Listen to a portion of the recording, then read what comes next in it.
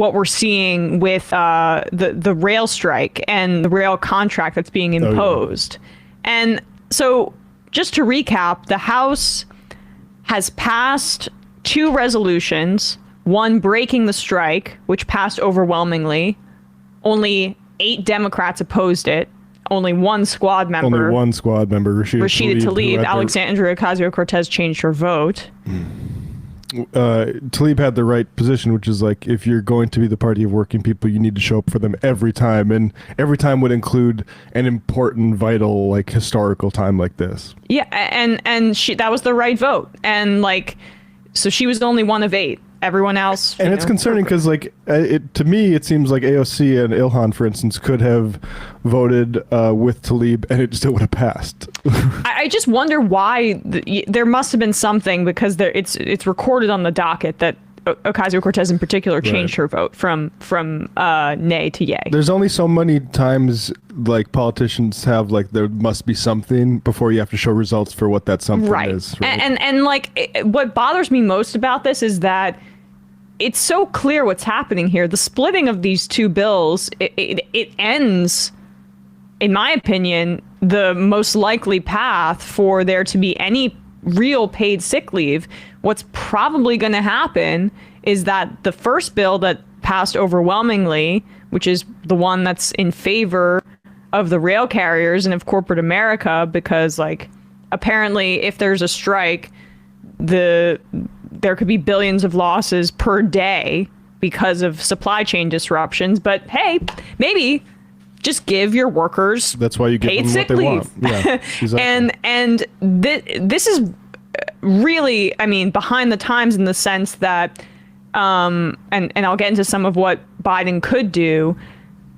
They're like, this is behind 80% of the rest of the country in terms of what is guaranteed for sick leave. And because there are federal contracts involved here, I heard David Dayen say this, there's a possibility that if the second bill that guarantees 7 paid sick leave days does not pass, Biden could amend an executive order that Obama passed in 2015 requiring the 7 paid sick days for workers involving federal contracts. But Obama's executive order specifically exempted rail companies from that from that order. Biden could amend it potentially and say, hey, this is what has to happen. But given how he's positioned himself in this very debate, in this very conversation, the fact that he led the charge to force the contract, I have very little faith that that will happen. No, and Lauren Gurley on Labor reporter for Washington Post tweeted out on November 30th, after some talk that progressive Dems could torpedo Biden's rail deal, the Congressional Progressive Caucus just issued a statement signaling that members will go along with Pelosi's plan to enforce Biden deal and vote separately on Bernie's request to add 7 sick days. Now, we know we saw this with the infrastructure bill. Yeah. This is why, like, in Left Reckoning, we gave Jai Paul the bum steer of the year because of this sort of thing, which is like, okay, and also I think we do need to zoom out a little bit, and because we're most competent and most comfortable criticizing like the squad, and on this point, there's also a labor issue here too, where like people are saying like the union leadership was sort of in cahoots with the folks who wanted to cave on this, and that's a bigger problem, and one that like I as somebody who's not in a union, don't feel like super comfortable talking about, but I do want to note that there's a major difference between what union leadership is doing and what rank and file is, and that's a huge problem too, and it's a mess. And just to reiterate the point that you were touching on there, Matt, about the Progressive Caucus not necessarily understanding what they're dealing with here, or I mean, honestly, caving for God knows what reason.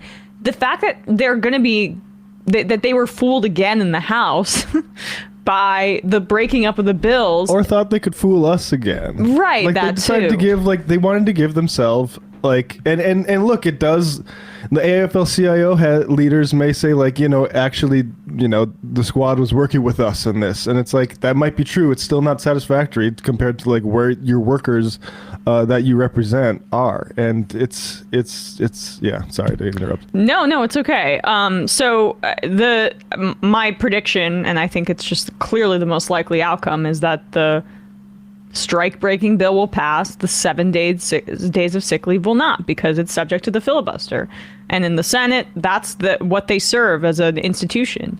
They are a filter for direct democracy and ensure that the interests of big money are protected. And that's what they will do exactly, most likely in this instance. And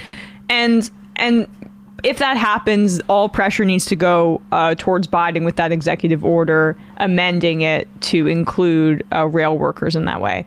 But it still is not enough. He should have just stayed out of it, allowed the strike to happen, because what he's doing is releasing the pressure valve on these freight rail carriers, undercutting the leverage that a strike would create for these workers who just want paid sick days. I mean, we are the only country of in the metric of, like, there's 22 highly developed countries in the world that does not guarantee sick leave. You have Belgium, it's like at least 14 days. Other countries have at least a month. I mean, we're so behind the times on this.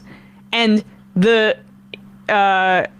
it's even more pronounced in the rail industry, in a way that also is especially jarring, because, like, basically they have to take vacation days and plan in advance for themselves to be sick. We just went through a pandemic, and they either lose money or have to take vacation days if they're sick with COVID or anything else that they could spread to people. It is so outrageous and behind the times, and a terrible precedent that the Biden administration is sticking its nose in here and forcing a contract.